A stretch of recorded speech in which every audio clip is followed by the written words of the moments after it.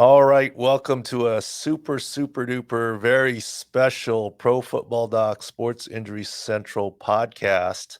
Very special, not because of me, but our special guest, Hall of Famer. Can we say that yet? I mean, it's coming up. I mean, you're elected. Hall of Famer Joe Thomas, first ballot Hall of Famer. Welcome to the show. Hey, thanks for having me on, Doc. Can we say has your signature changed yet, or do you have to wait till enshrinement day? How does that work? No, I think from the moment that it got introduced as football Hall of Famer elect back in February around the Super Bowl, you were signing HOF 2023 right away because it's a little bit like being engaged, only this one is 100% going down the aisle. There's no chance this one gets broke off.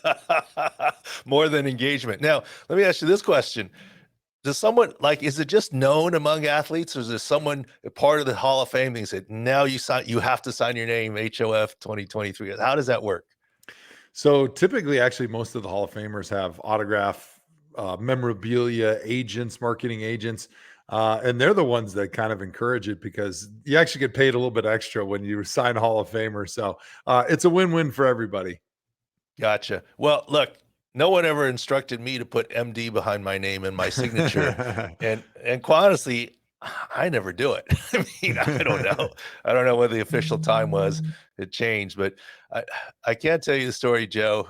I will not mention the name of the guy. He's actually in the Hall of Fame now, but he wasn't in the Hall of Fame yet. And there were a couple elections. There was a charity event.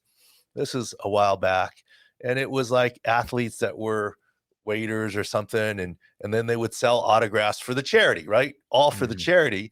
So he came around saying himself, I said, look, I'll buy an autograph from you on this ball, but I want you to sign it HOF. And he wasn't HOF yet or elected. He was still, and he actually signed it. And it was all good natured. And I would never throw him under the bus, but that would be a huge no-no. Like if we would have shown that publicly, he probably would never have been elected, right? I mean, that's not something you want to do. But we were just having That's fun. a faux pas. Yeah, definite faux pas. You don't want to do that. You don't want to let the electors and the fans think that you already expect to be a Hall of Famer because everybody loves when the players are surprised, which 99% of the time they do a great job surprising the players. And I think that's one of the things that makes the Hall of Fame so special. No, absolutely. And like I said, that's meaningless. I was just joking around on the signature. But in terms of, one thing I would say is that, some people, I believe this, and I definitely want to talk about your streak, right? Everyone asks about your streak. But I really believe the streak has nothing to do with the Hall of Fame. I mean, first 10 seasons as a Pro Bowler. I mean, that's a feat that's Merlin Olsen, Mel Renfro, Barry Sanders, and the original LT, Lawrence Taylor, right? That's rarefied air right there. The streak is kind of a fun afterthought, really. You agree with that? Yeah, I think that once I made my 10th straight Pro Bowl and got into the likes of the people that you just mentioned, I thought to myself, you know what? I'm not signing HUF on my name just yet, but I feel like my chances are pretty strong when you're hearing the name Mel Renfro and Barry Sanders and Lawrence Taylor amongst the only like 6 guys that have ever been able to do that in the NFL history. So I felt pretty strong about that. And then getting over 10,000 straight snaps, ending up at 10,363. I felt like when Tony Grossi from the Cleveland Plain Dealer or Cleveland.com now and Mary Kay Cabot were presenting my case on behalf of myself to all the other writers, I felt like that was probably the last thing that they said before the voting happened so that there wasn't going to be any long drawn out discussions about should I make it or should I not. Well, I think there was no question that you were going to make it in my mind. The only question is sometimes they're a little particular about anointing first ballot Hall of Famers, right? Yep. And you cleared that hurdle too. So that's pretty special, I would think, as well. First ballot there.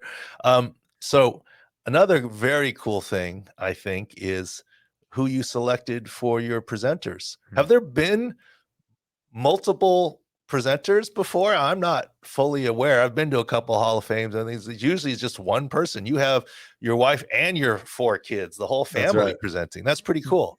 Yeah, it's going to be really special for me because they are obviously such a huge part of my journey through the NFL to the Hall of Fame. But a few years ago, they changed the presenter from doing a live speech to doing a video recorded message. And that was what really opened the door for me to say, hey, I love my wife. I would love her to be my presenter, but I want my kids to be there too. And so when you can do a little video, they came to the house, they did a video of all the kids and then Annie, and then they're going to cut it up to make it a short video presentation. And I think it's going to be really special having all of them up on stage with me in that moment we unveil the bust. I think that's really cool, and obviously the video does something too, right? It controls the time of the Exactly. presenter. It doesn't control your time, but it controls the Yes. time of the presenter. And so your youngest is name is Reese, and she's 4. that's what I thought. So she's never seen you play. Never. No, she was actually born after I retired. So it's cool being elected to the Hall of Fame because there's going to be a lot of really, really cool stuff around the enshrinement, not only the Hall of Fame game, but the gold jacket dinner and then the enshrinement and my party. And she's going to be making memories of me as a football player that she does not have. They don't exist other than what she sees on TV and reruns and things like that. Yeah, for me, like, my kids, they're so I mean, I'm a C-list, whatever, not a D-list, quote, whatever, but, some media opportunities, they could care less about anything, Yeah. this news or comes on, this, that, they could care less, but they got really excited because my kids are boy, girl, 10, 10, and 6, right? So they got really excited when one time I popped up on a YouTube channel feed. That's when they're like, "Oh, you're dad. Hey, Yeah, yeah. you're big time YouTube," right? I mean, Yeah. that's their judge of what it That's is. right. So I guess I got to get on like some TikTok videos or something, and then my kids will find me rather interesting. And until then, I'm dirt. I'm just the guy that takes away their Nintendo Switches when the time limit is up. And dad jokes. That's right. Yeah, that's right. Dad, that's not funny. But I'm like, well, your jokes aren't funny either. So kid jokes are just as bad as dad jokes. Yeah, so, we do have a TikTok channel for Sports Injury Central. I don't know. I don't do anything on TikTok though. That's all I can do to stay up with this. So let's talk, oh, and the other good thing about the speech thing, your last I don't know what time that's gonna be, but at least your 4-year-old will be awake in the video, Yeah, right? exactly. Yeah. Yeah, so the cool thing is the Hall of Fame will be during the day now instead of they used to do it at night. And they've done a good job of being really very much certain about shortening the speeches so that you have to give them the speech, you have to make sure it's under that 7-minute mark or so. So hopefully the kids are still alert. I think they're going to be awake, but hopefully they're still alert as the last person that's going to be enshrined.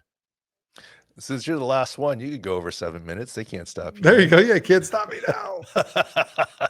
Sounds good, sounds good. So let's talk about your streak. I think what's incredible about the streak, look, take nothing away from Cal Ripken, right? Cal Ripken Jr. That was amazing. That was, 16 years, I guess, in whatever.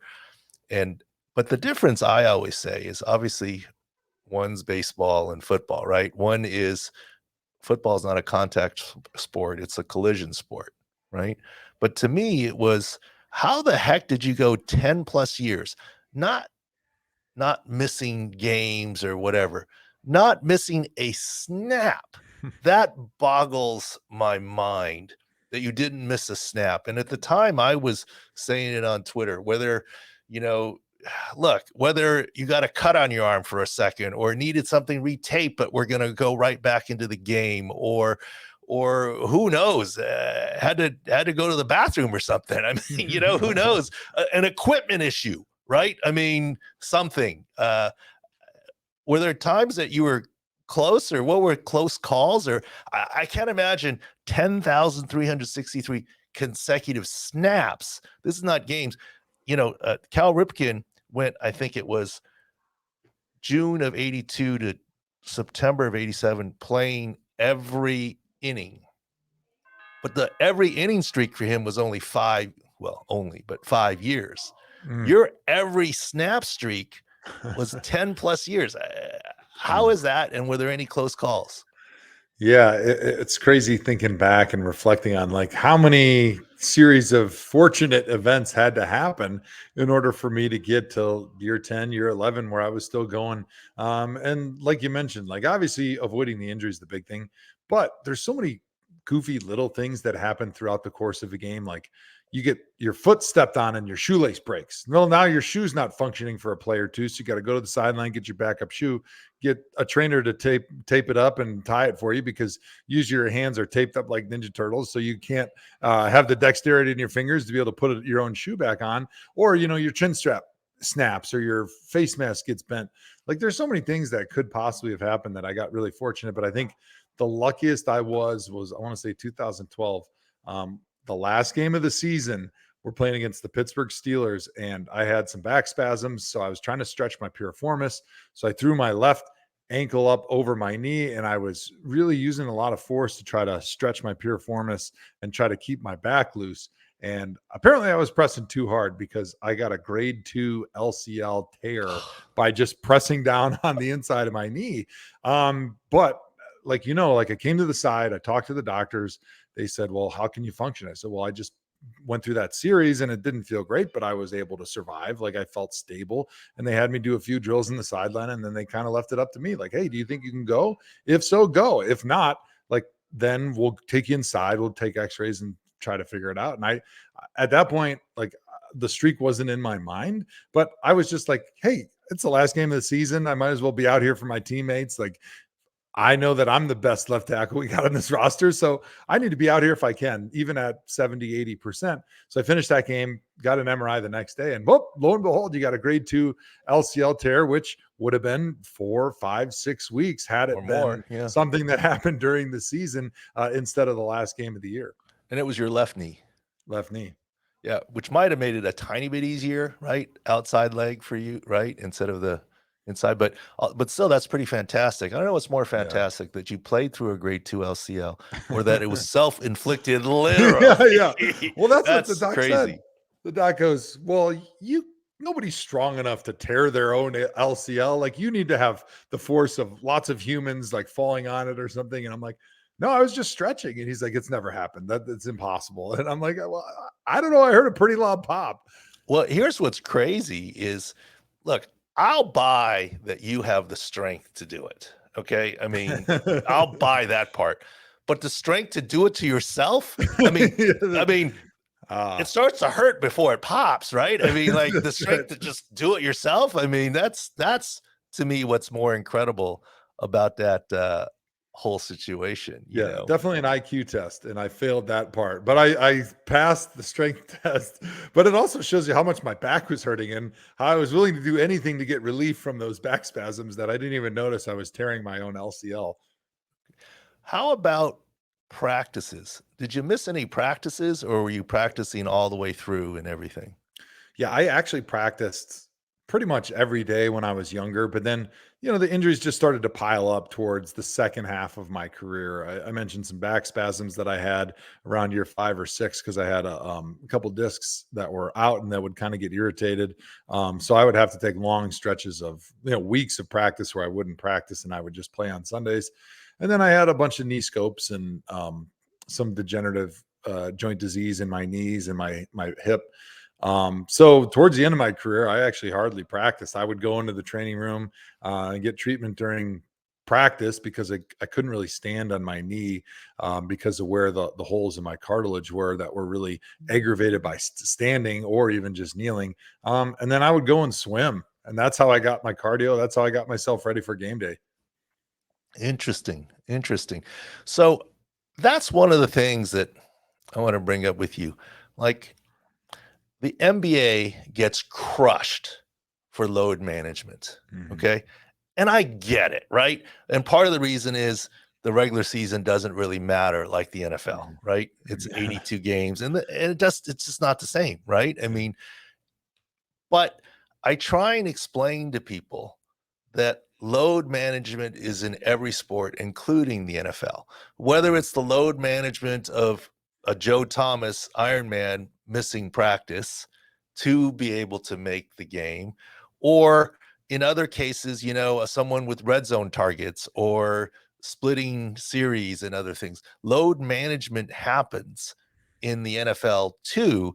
It's just not as egregious as the NBA, because you go, oh, well, I bought this ticket to watch Steph Curry. It's the only time he's in town, and he ends up sitting the game, right? And so I get where the NBA gets grief for it, but load management is a reality in every sport. You got to get through, right? That's Yeah. I'm Yeah, not sure. I agree. That's the thing in basketball, right? Is they play almost every night. It's not baseball where they do play every night, but in basketball, it's not like they can rest for a week and come back the next Sunday and play. Like if you take a night off to try to rest up after a doubleheader or a 2, 3, 4 nights in a row, like the paying fan that showed up to watch Steph Curry or LeBron James is going to be upset. However, like they don't really have any other time to get that rest when they need it. And unless the regular season was shorter where every game really mattered, it's a lot better to have LeBron James feeling good in the playoffs than it is for some meaningless road game during the regular season. So as much as fans get upset about it, and I understand, like they paid to watch the star and they showed up for that, but like I can't expect the star or the team to say, yeah, it's more important for us to just have them out there every night than it is to try to win a championship. And I think the difference is now pro sports is being played on such a high level because of the constant evolution of the game that it's a lot harder to be at your absolute best every single play, every single game, every single night. And I think it's a lot more difficult than it was maybe 30 years ago, because when you look at the nutrition, you look at the training, you look at the way that these guys are getting themselves in peak physical and mental condition, like the game's a lot harder to be absolutely at your best every single night than it used to be. And so it was probably a lot easier when, Jordan played in the 80s and 90s to be a little bit less than your best and nobody really notices, right? Because your difference in how good you are versus all of your opponents is so great that nobody really notices you're going to drop 28 instead of 34. And you're technically, taking your foot off the gas a little bit. Whereas you can't really do that in today's professional sports. Well, you bring up a lot of good points there. And the first one or the last one you just made there, like people see right now that's preseason, right? Or it's preseason starting, and people see a couple of videos of Breece Hall running in practice and like, oh, he's great, he's back. Like that's not even close to like the level of how special these Right. guys are, right? He's doing great and he's getting there, but you look at that, it's like I see offensive linemen take a half or 3/4 speed rep. Oh, he's ready to go. No, the game is so difficult there. So that's one thing. The other thing that you touched on, you're right. I can't do the math for 17 games. So let's go back to 16 games. 16 games in the NFL, 82 in the NBA, or 81 in the NBA, 162 in Major League Baseball. Each NFL game is worth 5 NBA games and 10 Major League Baseball games. So I'm in San Diego and everyone's distraught because the Padres lost 3 in a row. They didn't get swept. They won one game against the Phillies. But imagine, here's the closest thing I could say. I remember it was in 1999 and the Chargers were terrible. We were 0-13. Okay. We were terrible. And in week 14, we beat Kansas City. And this is well before their current run, but we beat Kansas City. And we felt pretty good about ourselves in the building that week, because that was like our having a 10-game baseball winning streak. If you lose get swept 3 straight series in a row in baseball, you're having clubhouse meetings. You lose 20, you get swept 6 straight series in baseball, and the manager's fired, right? But in the NFL, the vast majority of teams will undergo a 2-game losing streak in a given season, even if you're a winning team. So it's just so different. And this is why injections to play and so forth. Did you take injections to play? At times, like my last season in the NFL, I was mentioning that I had a really bad left knee, a lot of degenerative joint disease, arthritis. That And so LCL came back to get you. Yeah, right. I wish. No, I'd actually tore meniscus when I was a sophomore in college. Okay. On the lateral side in that knee. And then just because of the way a left tackle kind of tucks up that left leg and left knee underneath himself and then kind of slams that knee into the ground or that foot into the ground over and over again. It just, the meniscus tear from when I was 19, and then that beating that took on that little spot on my knee, just by the time I was 34, like there was just not much left, and it was really irritating the joint. And so on Mondays I would get it drained, and then on Friday I would get like a Euflexa or like the hyaluronic acid shot, and then once every couple months, I can't remember, I would get a cortisone shot in there, and then oral pain medicine to try to help get yourself ready and be able to go out there on Sunday. But that was one of the things that actually made retirement easy when I made that decision, was that process of getting yourself ready for every Sunday, not the football stuff, not like practices and the meetings, but just physically going through the draining the knee and the injections and not being able to walk and having to basically scoot on your butt to get down the stairs and like dragging your leg down the hall for 16 weeks. And then also questioning in your mind, like, is this the week it's not going to respond? Like, is our process that we have getting ready for game day just not going to work? And then what's going to happen? Then I'm going to have to just not even go out there because I can't do it. So I think that really mentally, more than anything, sort of started catching up to me by year 11, to the point where I was almost relieved that I didn't have to go through that anymore, because of how miserable it had become in my head. Yeah, no question. So in my time, there was lots of, and it was a different era too, lots of pain killing injections. We actually didn't use very many oral pain pills. Sure, Toradol, things like that. But narcotics, people like this whole NFL team doctors drug people up to play like narcotics and Vicodin and it wasn't my experience, because it slows your reaction time. You can't play on that Mhm. stuff, the speed and precision game that you play.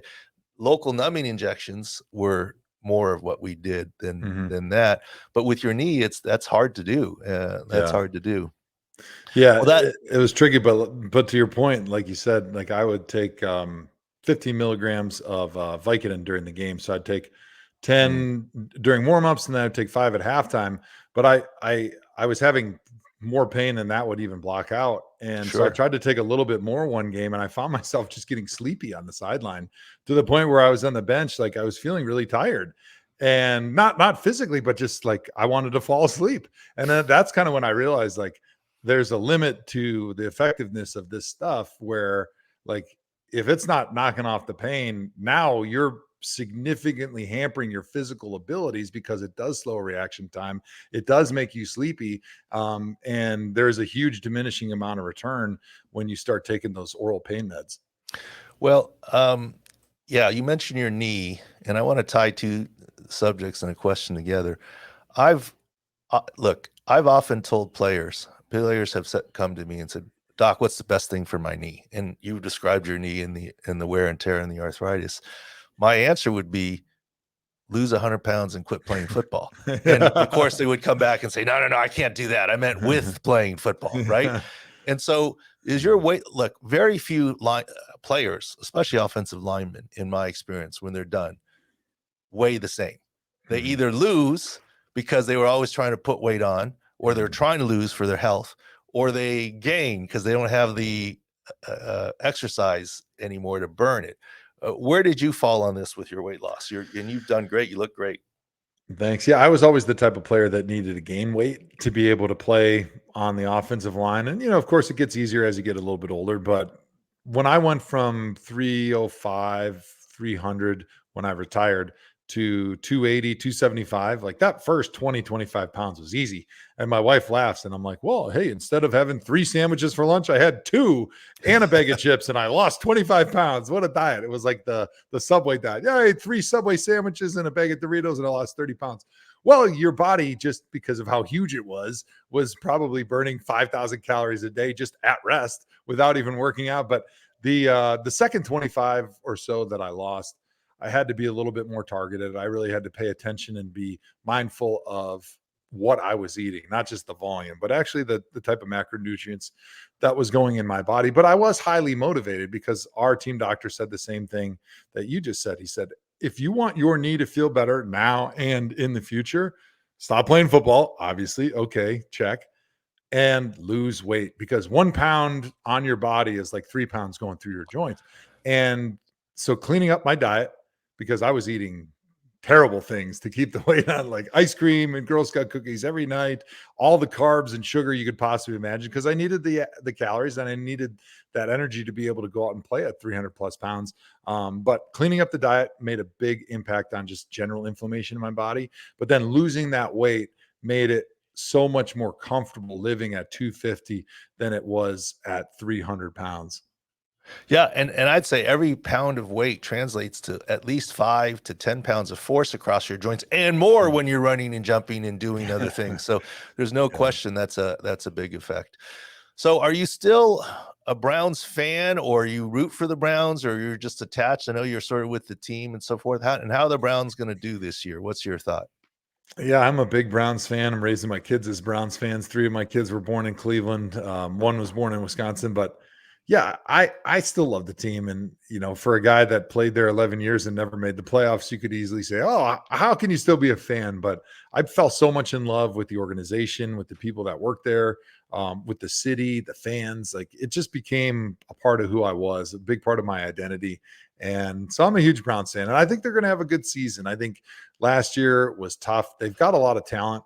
They struggled a little bit on defense. Deshaun Watson was suspended 2/3 of the season, and so he came back and he was rusty, and he didn't look good within that offense because he just didn't have the experience. But I think having a full season, a full offseason under his belt, working with Kevin Stefanski, who's the head coach, and then they brought in Jim Schwartz to be the defensive coordinator, a very well-known and respected defensive coordinator throughout the NFL. I think he's going to really get the most out of Myles Garrett. They re-signed, or they signed Dalvin Tomlinson, who's a terrific pass and run defender at the defensive tackle position, from the Minnesota Vikings. So I think this is probably the most talented roster that they've had in a very long time. And I think they have the right coaching staff in place to get the most out of those players.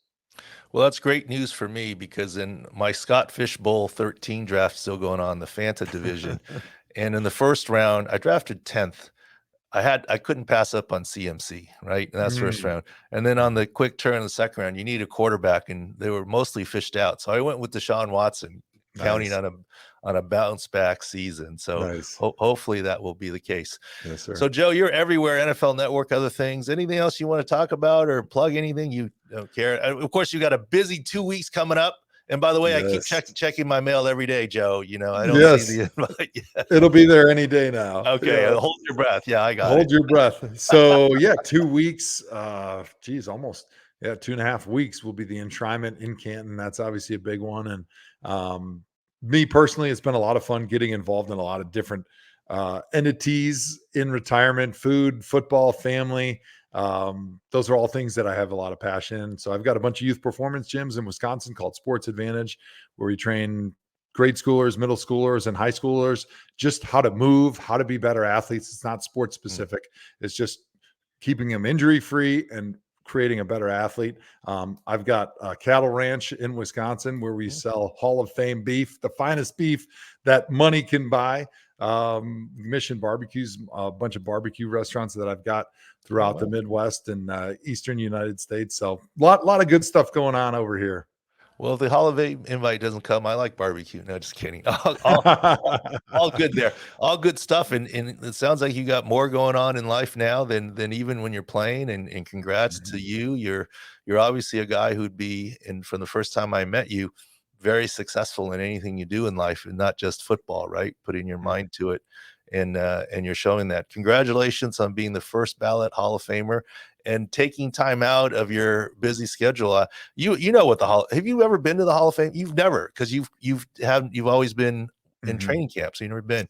I think you're fine. It's Yeah. really special. I'm sure you've seen the schedule and everything, not just the enshrinement, but I think the dinner is cool, where you march through all the different rooms or people, Mhm. right? In the intro and the jacket ceremony. All of it's really cool. Mhm. I hope you and your family really enjoy that. And thank you for taking the time to come on here with us. Always wanted to chat with you. We're at injury website, Sports Injury Central, sicscore.com.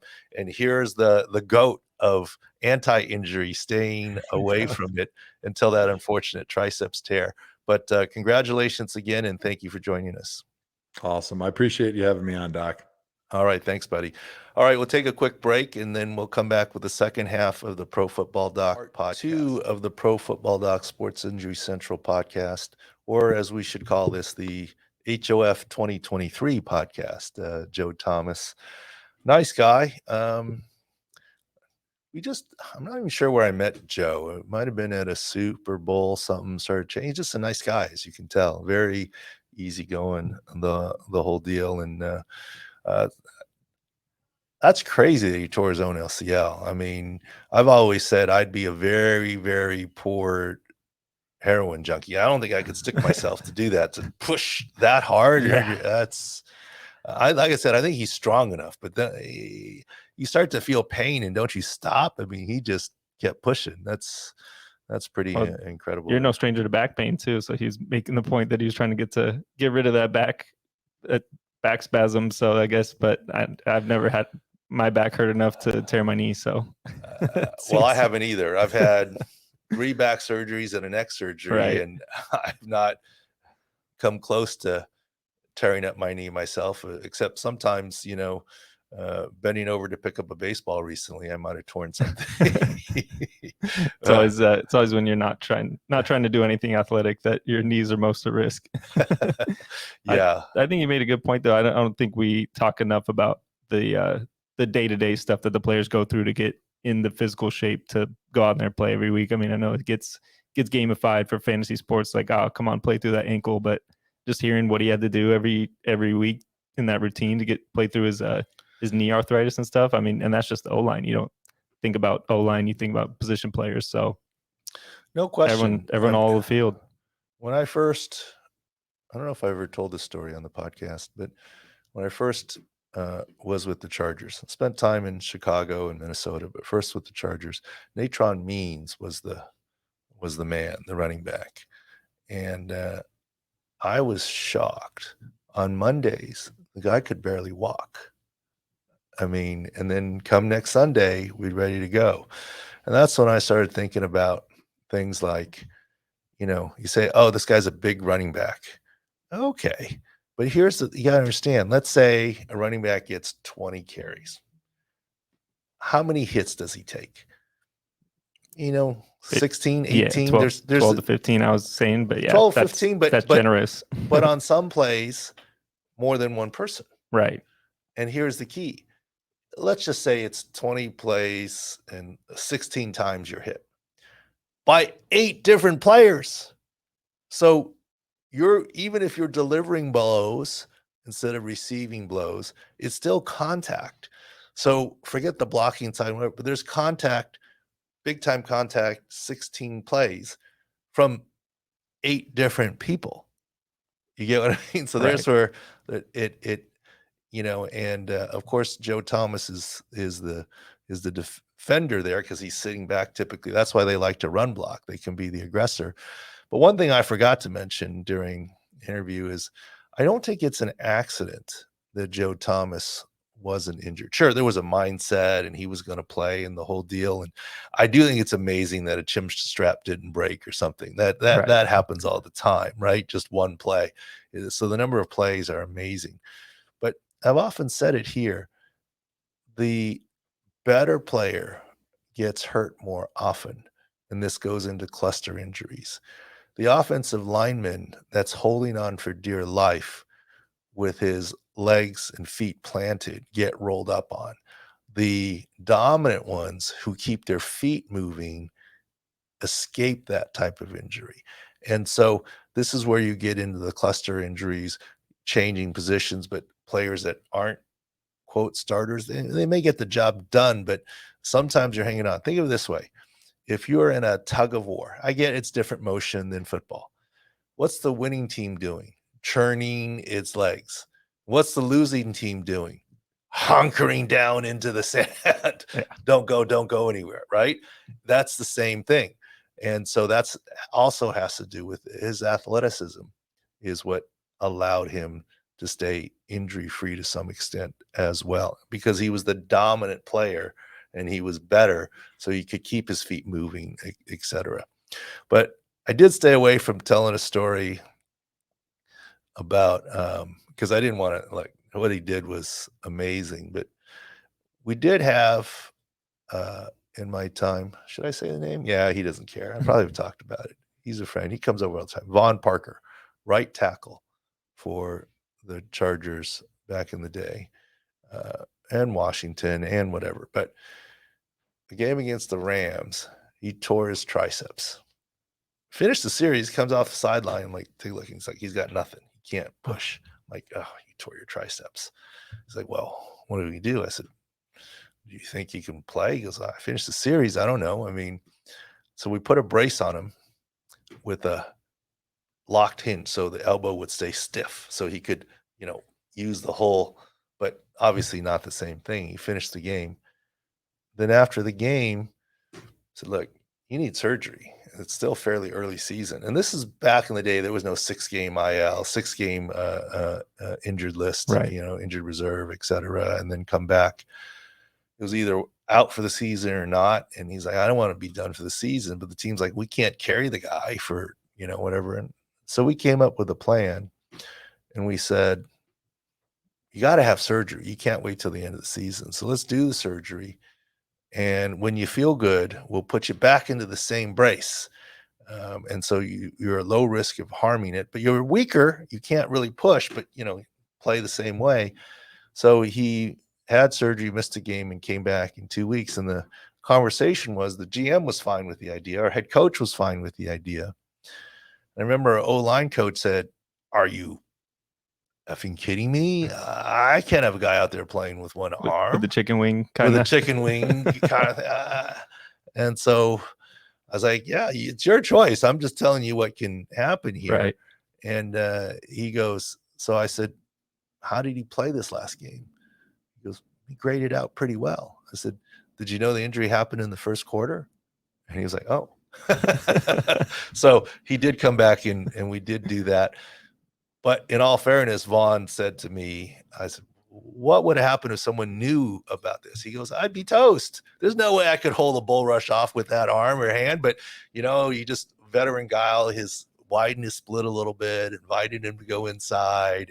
And his first step would be a little more to the outside to try and be more protective. And, it's sort of invite the guy to come the other way and veteran guile, he made it through, but it still would have broken Joe Thomas's streak, right? I mean, because he did miss a little bit of time there, but anyways, I still think it's fantastic as much as Cal Ripken Jr. Right. I mean, one little equipment issue, a cleat, a shoelace, this, that, the other, anything. There was a couple of seasons where Cal Ripken, he didn't play 9 innings every game. It was, he gets lifted for a pinch hitter in the 8th or whatever it was. Or It's still great because baseball's again and again and daily, day in, day out kind of thing. And if you want to say day in, day out, Cal Ripken quote has Joe Thomas speak because he admits that he didn't practice all that much depending on what was happening during the later part of his career. But Cal Ripken was, I think, 5 and change years of every inning. And then not that he took time off, but like, the every play streak is every snap is pretty crazy to me. I'm trying to think of position group wise, if there's a group that's more likely to play through an issue. Like, seems like O-line, there's usually a big drop off between like, oh, we don't really have a guy who can play left tackle. We have a right tackle who can swing and fill in every bit, but if you could play through, we'd want you to play through. Versus running back, there's usually contingency plan, or wide receiver, you can slot a guy in. Well, there's no question that, D-line always has a rotation, and there's pass rush specialist and run stop specialist, and just a general rotation. A lot of teams do, first string, second string, or two double rotations. You don't see that in the offensive line, right? I mean, there are no 3-down running back. Well, not very many 3-down running backs anymore. And even wide receivers don't necessarily play every snap. And even linebackers don't always. Safeties mostly do, but even then, it's very dependent. But O-line, it's still, you play every down and it's your unit. And the other thing about that is, depending on the roster manipulation, it's not uncommon to go 7 deep for your active roster. So your 2 injuries down to scraping the bottom of the barrel, and a third one, and it's the tight end or whoever is Right. coming in, right? I mean, it's just the way that it is. So you're right. You don't have a true backup at every spot. You've got one guy covering 2 or 3 spots and the other guy covering the other 2 or 3. Sometimes it's a luxury to have 8 offensive linemen up. Right. Well, going through our preseason injury preview, familiarizing with where guys are now in the offseason stuff. I know it's still a couple balls to drop, but seeing Bud Dupree on the Falcons as listed as their starting outside linebacker, I was like, there's no way he's starting outside linebacker every snap with that knee and his advanced age at this point. So there's got to be some kind of rotation going on. I don't know, and we'll see. We'll take another look at Bud Dupree and offensive line, defensive rotations. I simply panned Bud Dupree when he got signed with the Titans because he was coming off an ACL and got the contract. He actually rounded out. I mean, yes, he's got some, I think, degenerative knees, but he played late season pretty well, I think. So we'll see. But you're right. He probably isn't in every down at this point in time. But I think he should have more of a bounce back season than he had last season because he's going to be healthier for a bulk of it, at least, not in his first time in Tennessee there where he missed some time and when he was first signed, et cetera. But your preseason injury preview, what's the full release? Next week? Right now you have some piecemeal releases. Right before training camp. Training camp opens on the 25th for veterans, so we're aiming to have it out on the 24th, which is next Monday. So we got bits and pieces. We released some teams last week, and now we're doing the fantasy components, which is a good segue. I wanted to ask you about one of them. Our 4 players to avoid. Some are pretty straightforward. Breece Hall, Javonte Williams, we've talked about on the podcast before. Kyle Pitts is kind of an interesting one just because we're waiting to evaluate fully what the extent of his knee injury was, because the video was pretty discouraging when we saw it first, and then the team tried to say it was just a torn MCL, which usually don't require surgery. But healthy player coming in this year that we're not too high on because of the quarterback throwing to him is Cooper Kupp. I mean, Cooper Kupp's being drafted as the wide receiver 3. He's usually going mid to late first round for most drafts, but why are we avoiding him at his ADP? Well, Kyle Pitts is like, our suspicion is it's more than an MCL, right? And the length of time and the need for surgery. And if it's more than an MCL, whether it involves the ACL or the PCL, we knew that video did not look good. And if that's the case, it's a multi-ligament. That's why we're down on Kyle Pitts. We talked about Breece Hall in previous weeks, not loving him, certainly early season. Javonte Williams with multi-ligament. Cooper Kupp, I'm not worried about his ankle. I think he's healthy. Obviously, he recovered well from his ACL a few years ago. To me, it's about the health of Matt Stafford and their offensive line and how that translates to Cooper Kupp. Matt Stafford is the worry with his spinal cord contusion last year. No surgery, so there's risk of a contusion again. I'm not saying Matt Stafford will be paralyzed if he takes another hit. I'm not saying that. The Rams wouldn't do that to him. And his wife wouldn't let that happen, right? I mean, she's all about protecting him. But if he gets another spinal cord contusion, he's done for the season and then maybe career. Then what happens to Cooper Kupp and his numbers and the offensive line? And it's surprising to see the Rams make a late playoff push too, given their situation. So, yeah, so that's why I think be careful on Cooper Kupp. Stetson Bennett, who was the other quarterback on the roster? I don't know. That's what would potentially hurt. Maybe Cooper John Kupp. Wolford still, if he's still there. Maybe I don't even know if he's there. I don't know. But that's where we have our doubts, and I'm not wishing Matt Stafford ill will. Right. And Matt Stafford has been as tough as they come. He's been Phillip Rivers-esque in his playing through everything. So I'm not questioning that, but I don't think you can risk a spinal cord contusion. I don't think you can play through that and risk permanent damage with that. So it's not a question of his toughness. It's a question of what's medically proper, expedient, and right to do to a guy. And I just don't see him playing through that if it were to happen. Is it possible he could avoid it? Maybe. We hope so. But we've also talked a lot about their offensive line and the Rams and some of the injury issues there. That's sort of the deal. Well, we'll get to baseball in a second, but I wanted to ask you, since you brought up Phil Rivers, we could have had a breaking exclusive news about Philip on the podcast probably 2 months ago, 3 months ago, when you told us that they were going to have their 10th kid, and then all of a sudden it blows up on social media last week that they officially announced that they're having their 10th kid. So I saw Philip and Tiffany, I don't know if it was 2 months ago, month, 6 weeks, maybe 2 months, I forget. And they said they were expecting number 10. I was like, oh, congratulations. Talking about toughness. You got to understand, we'll get into that. And I'm surprised. So at the social media, I guess it's social media, I should get used to it, grief that he's getting. Oh my gosh, and 10 kids and nothing. Let me tell you something. So first of all, I made fun of Philip a little bit too. He drives, his family car is a Sprinter van. And it fits 12 people. Yeah. So I joked with him previously, you got room for one more, And so Right. he said he's having his 10th. And I said, oh, you guys are done. The Sprinter van's full. And he goes, not really.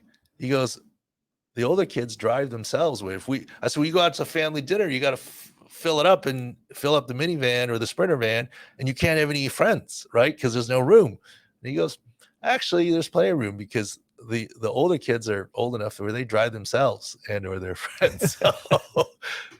And so I'm not going to be surprised if there's not number 11. Forget number 10. That's the breaking news. But you're right. So one of the monikers that we say about Sports Injury Central is we're all about insider knowledge, not insider information. We're about injury analysis, not injury reporting.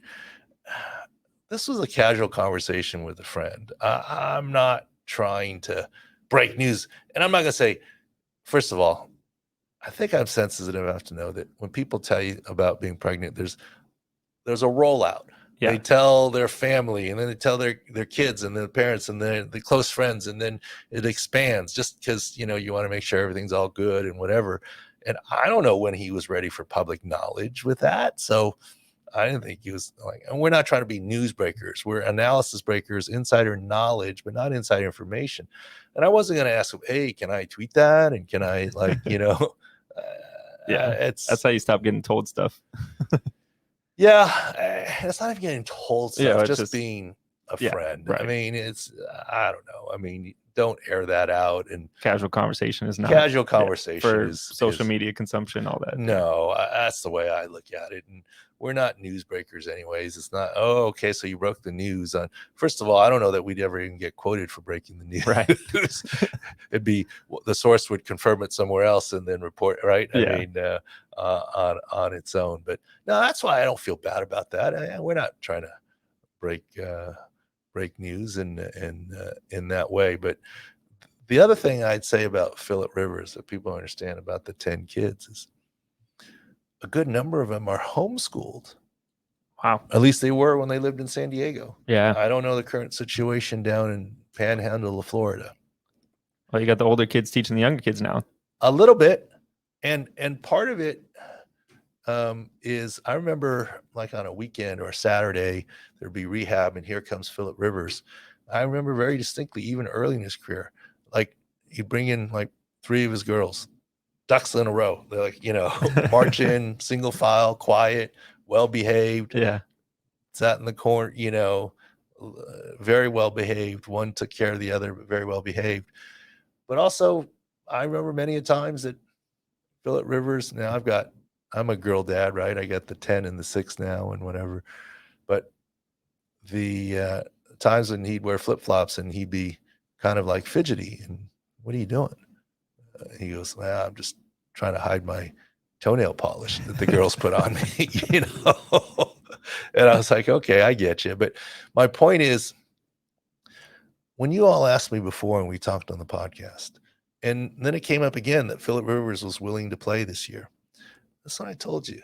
He's all about football and family. Okay? Football and family. Not NFL and family. Football and family. Dad was a coach. He's got his football fix. Coaching the high school. He loves it, right? Family. I think family is the reason he's not playing it. Yeah, of course he wants to chase a ring. Why wouldn't he? That's the one thing he's missing.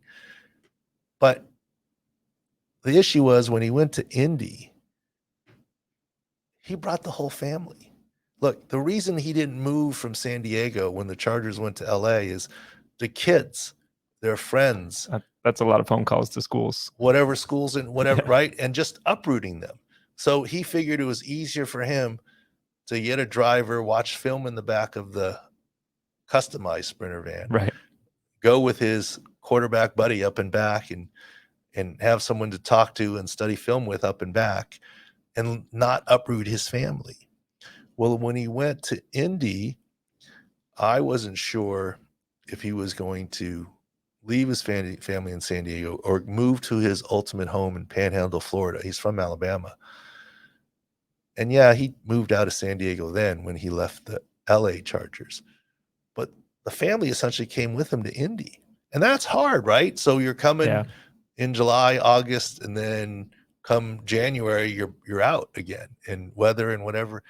And I think that's actually why he retired. I think he still had gas left, but like, what's he doing to his family? Yeah, with saw that? the stress it's putting on him, the schedule and all that. So and so that's why. And that's why I said, I think Phillip Rivers, maybe even this year, I was going to throw him under the bus. Should I throw him under the bus? Yeah, why not?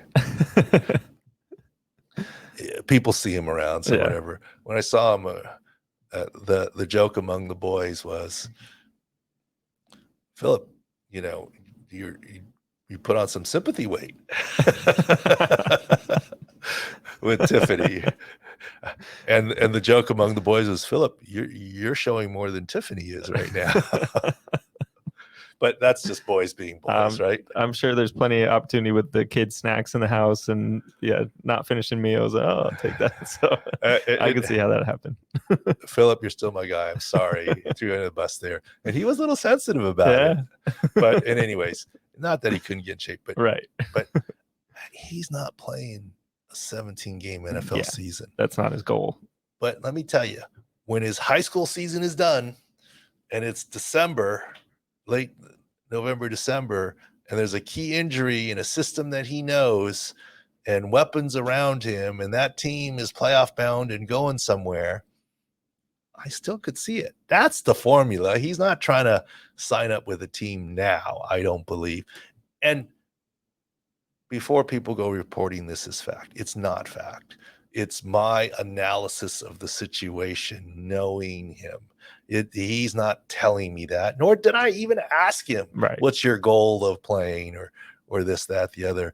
It's just deeper dive, just knowing a guy and how he's built.